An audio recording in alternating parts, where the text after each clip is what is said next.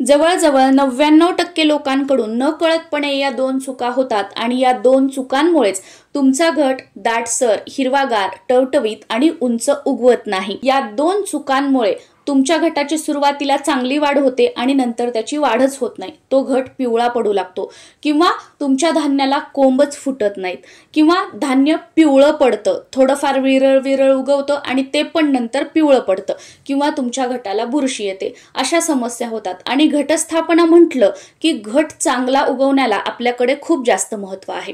आपला असा भाव आहे की घट जेवढा चांगला उगवेल, दाटसर, हिरवागार, टवटवीत, उंच उगवेल, तेवढी त्या वर्षी आपल्या घराण्याची प्रगती होते, आपला उद्योगधंदा, व्यवसाय याच्यामध्ये खूप भरभराटी त्या वर्षामध्ये येते किंवा त्या वर्षी आपल्या घरात धनधान्याची भरभराट होते। आणि घट चांगला नाही उगवला की बऱ्याच जणांच्या मनामध्ये वेगवेगळे नकारात्मक विचार येतात, जसं की आमच्याकडून काही चूक झाली असेल का, आमच्या घरात तर नेहमी भांडण तंटे होत असतात, आम्हाला कोणत्याच कामात यश मिळत नाही, मग काहीतरी चुकी झालेली असेल का, कोणाकडून काहीतरी वेगळ्या काहीतरी सेवा करायच्या आहेत का, मग आम्ही काय उपाय केला पाहिजे, कुलदेवीची आमच्याकडून सेवा होत नाही का, बऱ्याचशा अशा गोष्टी आणि अशा कमेंट येतात सुद्धा।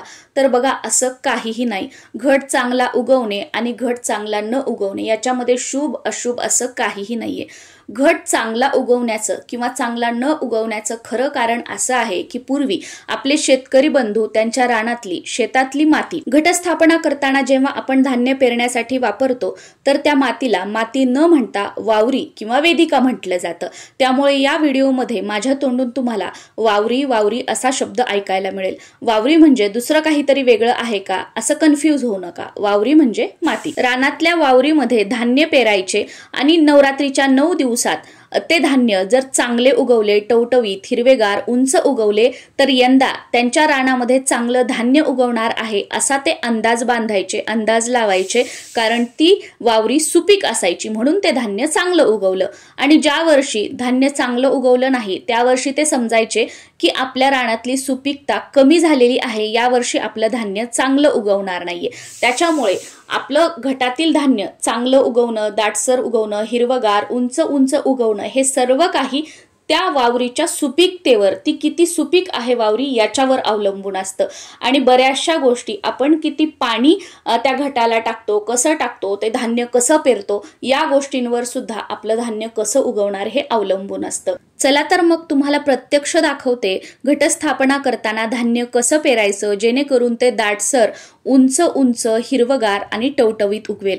सर्वप्रथम आपली चूक होते ती म्हणजे धान्य पेरण्यासाठी आपण जे धान्य घेतो ते घेताना आता बरेच जण काय करतात की पूजा साहित्याच्या दुकानामध्ये पंचधान्य, सप्तधान्य किंवा 9 धान्याच्या छोट्या छोट्या पॅकेट्स किंवा पुड्या आपल्याला मिळतात, ते आणतात आणि तेच धान्य पेरतात। पण तुम्ही असे पॅकेट्स जरी आणणार असाल तर ते घरी आणल्यानंतर बघा ते धान्य टवटवीत आहे का, टपोरं आहे का, मोठं आहे का, नाही तर बऱ्याच वेळेस काय असतं की मागच्या वर्षीच्या जुन्या जुन्या पॅकेट्स सुद्धा असतात आणि त्यातलं धान्य पूर्णपणे सुकून गेलेलं असतं, कुजलेलं असतं आणि त्याची पूर्ण कस निघून गेलेली असते। मग असं धान्य तुम्ही कितीही व्यवस्थित पेरलं तरी सुद्धा ते उगवत नाही। त्यामुळे घट पेरण्यासाठी, घरी खाण्यासाठी जे आपण धान्य आणतो त्यातलंच धान्य वापरायचं आहे जेणेकरून आपला घट चांगला, दाटसर, हिरवागार आणि टवटवीत उगवेल। आणि तुम्हाला जर जे आपण पॅकेट आणलेलं आहे त्यातलंच धान्य वापरायचं असेल तर ते पॅकेट घरी आणल्यानंतर काय करायचं, एका पातेल्यामध्ये पाणी घ्यायचं, त्यामध्ये ते धान्य टाकायचं। जे धान्य टपोरं आहे, ज्या धान्यामध्ये कस आहे ते धान्य त्या भांड्यामध्ये बुडाला राहतं आणि ज्या धान्याची कस निघून गेलेली आहे ते धान्य पाण्यावर तरंगतं। मग जे पाण्यावर तरंगतं धान्य ते काढून घ्यायचं आणि जे बुडाला गेलेलं आहे ते धान्य घट पेरण्यासाठी आपल्याला वापरायचं आहे, म्हणजे तुमचा घट चांगला उगवेल। आणि जे काही आपण धान्य घेतलेलं आहे ते व्यवस्थित मिक्स करून घ्यायचं घट पेरण्यापूर्वी। दुसरी नकळतपणे होणारी चूक म्हणजे कोणीतरी आपल्याला त्यांच्या रानातली वावरी दिलेली असते किंवा आपण कोणाच्या तरी रानातली वावरी आणलेली असते किंवा तुम्ही विकत आणलेली असेल। घरी आणल्यानंतर त्या वावरीकडे बघितलं की आपल्याला त्याच्यामध्ये वेगवेगळ्या झाडांच्या मुळ्या दिसतात, पालापाचोळा दिसतो, मग आपल्याला वाटतं अरे किती घाण वावरी आहे ही, मला तर घट पेरायचं आहे, मग ही स्वच्छ करून घ्यावी लागेल। मग बरेच जण काय करतात की ती वावरी चाळून घेतात आणि इथेच तर तुमची खरी चूक होते। धान्य पेरण्यासाठी वावरी ही भुरभुरीत असावी लागते। जर तुम्ही चाळून वावरी घेतली तर त्याला पाणी घातल्यानंतर ती चिकट होते, ती वावरी पाणी शोषून ठेवते, साठवून ठेवते आणि त्यामुळे तुमच्या धान्याला कीड लागते, तुमचं धान्य त्या वावरीतच कुजून जातं, तुमचं धान्य व्यवस्थित उगवत नाही किंवा उगवलं तरी ते पिवळं पडतं। त्यामुळे वावरी चाळायची नाही अशी तुम्हाला व्हिडिओमध्ये दिसते अशी भुरभुरीतच वावरी आपल्याला घटस्थापनेसाठी हवी आहे। आता शहरामध्ये बऱ्याच लोकांना वावरी मिळत नाही तर ते नर्सरी मधून आणतात, मग त्यामध्ये ते धान्य उगवतच नाही, पिवळं पडतं किंवा त्या धान्याला अंकुरच फुटत नाहीत। अशा वेळेला काय करायचं, तुम्ही सोसायटीमध्ये राहत असाल तर खाली तुमच्या गार्डनमध्ये किंवा तुमचं घर असेल तर तुमच्या अंगणामध्ये छोटे छोटे मातीतले खडे असतात ते गोळा करून आणायचे आणि त्या वावरीमध्ये मिक्स करायचे आहेत, म्हणजे ती वावरी थोडीशी भुरभुरीत होईल आणि ती पूर्णपणे पाणी स्वतःमध्ये साठवून ठेवणार नाही। किंवा तुमच्या घराच्या आजूबाजूला तुमच्या एरियामध्ये कुठे वाळू असेल तर ती वाळू आणायची आणि त्या वावरीमध्ये मिक्स करायची, म्हणजे आपली वावरी भुरभुरीत होईल आणि त्यामध्ये धान्य पेरल्यानंतर ते व्यवस्थित उगवेल। ती वावरी पाणी जे आहे ते साठवून स्वतःमध्ये ठेवणार नाही। अशी ट्रिक तुम्ही वापरू शकता। पण शक्यतो तुम्ही शहरात जरी असाल ना तर नर्सरी मधून वावरी आणण्याच्या अगोदर तुमच्या आजूबाजूला तुमच्या एरियामध्ये कुठे पूजा साहित्याचं दुकान असेल ना तिथे तुम्ही विचारा। घटस्थापनेच्या वेळी आजकाल पूजा साहित्याच्या दुकानामध्ये सुद्धा रानातली वावरी विकण्यासाठी ठेवतात, तर तुम्ही ती घेऊ शकता। घटस्थापनेसाठी जो आपण कलश वापरणार आहोत तो तुम्ही कोणत्याही धातूचा घेऊ शकता, पण तो खूप मोठाही घेऊ नका आणि खूप लहानही घेऊ नका। खूप मोठा घेतला तर एरिया जास्त घेतो आणि धान्य वाढायला जागा पुरत नाही, आणि खूप छोटा घेतला तर तो नारळाचं ओझं सहन करू शकत नाही किंवा जेव्हा आपला घट व्यवस्थित वाढतो त्यावेळेला त्या मुळ्या ज्या असतात त्या घटाच्या त्या कलशाखाली जातात आणि त्यामुळे कलश वाकडा होऊ शकतो किंवा त्या कलशावरील नारळ खाली पडू शकतं। मग त्यामुळे उगाच नकारात्मक विचार आपल्या मनामध्ये येतात की माझा घट पडला किंवा माझा घट वाकडा झाला। याच्यासाठी घट पेरताना सर्वात खालचा वावरीचा जो लेयर असतो तो आपल्याला 3 इंचापर्यंत मोठा घ्यायचा आहे, जेणेकरून धान्याला जे अंकुर फुटतात, ज्या मुळ्या असतात त्या व्यवस्थित खाली पसरतील आणि त्यामुळे आपला घट जो आहे तो उंच उंच दाटसर आणि चांगला टवटवीत उगवेल। नाहीतर खालचा तुम्ही वावरीचा लेयर कमी ठेवला आणि वरती जास्त जास्त लेयर दिले तर खाली मुळ्या पसरायला वावरीच नाहीये, मग तुमचा घट कसा वाढणार? मग खालचा लेयर मोठा करायचा आणि मध्यभागी असा एक छोटासा खड्डा करून घ्यायचा तुमच्या कलशाच्या मापाचा। बरेच जण काय चूक करतात की वावरी एखाद्या परातीमध्ये घेतात, त्यामध्ये सगळं धान्य मिक्स करतात, ते धान्य या आपल्या ज्याच्यात तुम्ही घट पेरणार आहात त्यामध्ये टाकतात आणि शेवटीला त्याच्यावर कलश ठेवतात। मग काय होतं, बरचसं धान्य या कलशाच्या खाली जातं आणि जेव्हा आपण पाणी वगैरे टाकतो त्यावेळेला त्या धान्याला अंकुर फुटतात, मुळ्या येतात आणि त्या मुळ्या आल्यामुळे तो कलश आपला वाकडा होऊ शकतो किंवा कलशावरील नारळ पडू शकतो। ही बऱ्याच जणांची प्रत्येक वर्षी चूक होते। मला खूपशा अशा कमेंट असतात की ताई आमचा कलश वाकडा झाला, कलशावरचं नारळ पडलं, काहीतरी अशुभ झालं का? काहीच अशुभ झालं नाही, तुम्ही घट पेरताना ही चूक केली म्हणून त्यामुळे असं झालं आहे।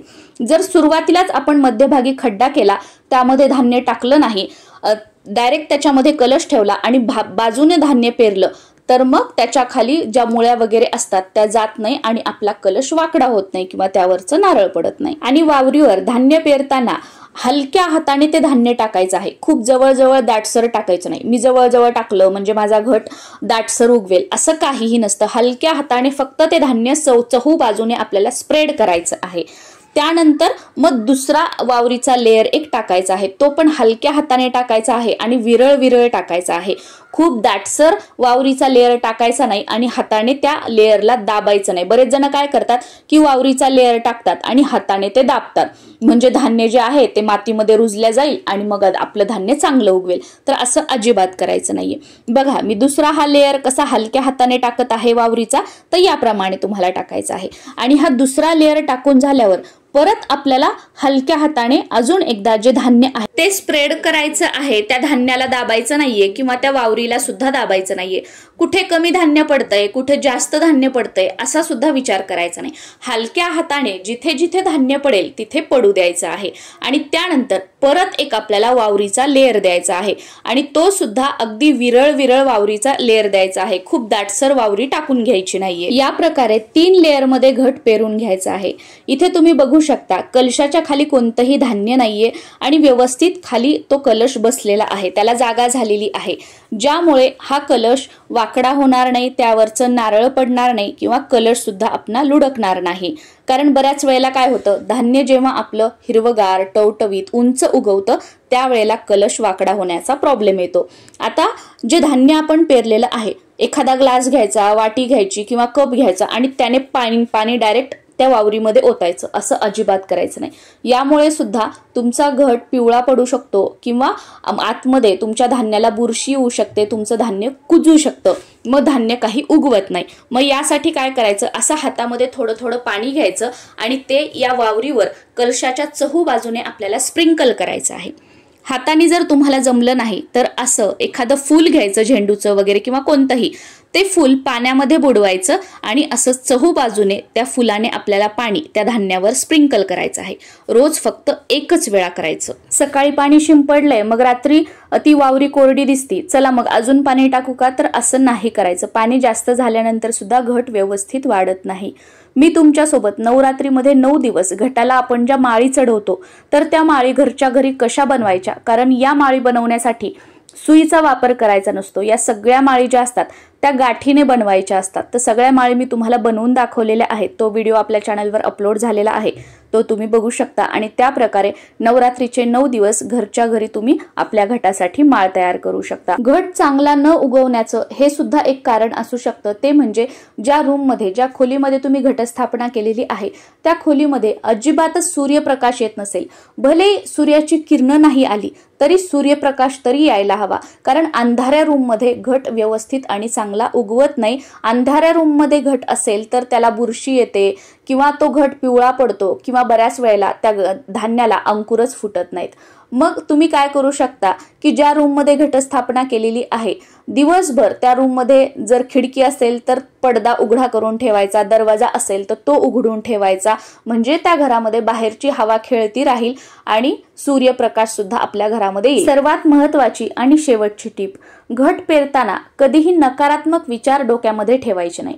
मागच्या वर्षी माझा घट चांगला उगवला नव्हता, माझा घट कधीच चांगला उगवत नाही, यांचा किती छान उगवतो, व्हिडिओमध्ये त्यांचा किती छान दिसतो, मग माझ्याकडून काहीतरी चूक होते का, मग असा विचार करत करत जर तुम्ही घट पेरणार तर तुमचा घट व्यवस्थित उगवणारच नाही. कारण अगोदरच तुम्ही इंटेन्शन देताय की माझा घट कधीच चांगला उगवत नाही, मग तुमच्या मनातच ते आहेत, त्या विचारानेच तुम्ही घट पेरताय, तर तुमचा घट चांगला कसा उगवेल. त्यामुळे घट पेरताना तुमच्या कुलदेवीचा जो कोणता मंत्र असेल तो तुम्हाला मनातली मनात जपायचा आहे. तुमच्या ज्या काही इच्छा असतील, तुम्हाला काय वाटतं की कुलदेवीच्या कृपेने तुमच्या आयुष्यात, तुमच्या संसारात काय काय चांगलं व्हावं, अशा चांगल्या सकारात्मक गोष्टींचा विचार करत करत आपल्याला घट पेरायचा आहे. आणि तुमच्या कुलदेवीचा मंत्र तुम्हाला माहित नसेल तर तुम्ही 9 मंत्र म्हणू शकता. ओम ऐं ह्रीं क्लीं चामुंडाय विच्चे. आपली कुलदेवी कोणतीही असू द्या, आपण 9 मंत्र म्हणू शकतो. आणि आपल्या चॅनलवर मी घटस्थापना कशी करावी अतिशय साध्या सोप्या पण पारंपरिक पद्धतीने हा व्हिडिओ अपलोड केलेला आहे. त्यामध्ये सप्तधान्य कोणतं घ्यायचं आहे ते सुद्धा सांगितलेलं आहे. तो व्हिडिओ तुम्ही नक्कीच बघू शकता. प्रांजली जोशी या चॅनलवर गेल्यानंतर पहिलाच व्हिडिओ तुम्हाला घटस्थापना कशी करावी हा बघायला मिळेल आणि त्यानुसार तुम्ही घटस्थापनेच्या दिवशी अगदी 10 मिनिटांमध्ये सोप्या पद्धतीने घटस्थापना करू शकता. घट पेरण्याबद्दल सविस्तर माहिती मी तुम्हाला दिलेली आहे असं मला वाटतं, पण तरी सुद्धा अजून काही तुमचे प्रश्न असतील तर ते तुम्ही मला कॉमेंटमध्ये विचारू शकता. त्यांची उत्तरं देण्याचा प्रयत्न मी नक्कीच करेल. आणि हो, नवरात्रीचे 9 दिवस देवीला कोणते 9 प्रकारचे नैवेद्य अर्पण करायचे आहेत, नवरात्रीचे 9 रंग कोणते आहेत, नवरात्रीच्या 9 माळा कोणत्या आहेत ज्या आपल्याला घटाला 9 दिवस अर्पण करायच्या आहेत आणि नवरात्रीचे 9 रूपे असणारा व्हिडिओ सुद्धा मी तुमच्यासोबत शेअर केलेला आहे. तो व्हिडिओ सुद्धा तुम्ही बघू शकता. म्हणजे नवरात्रीमध्ये 9 दिवसांच्या नैवेद्याची पूर्वतयारी तुम्हाला करता येईल. आणि 9 दिवसांसाठी जे आपण रोज वेगवेगळे माळा चढवतो घटाला, तर ते फुलं सुद्धा तुम्हाला घरी आणून ठेवता येतील. नमस्कार.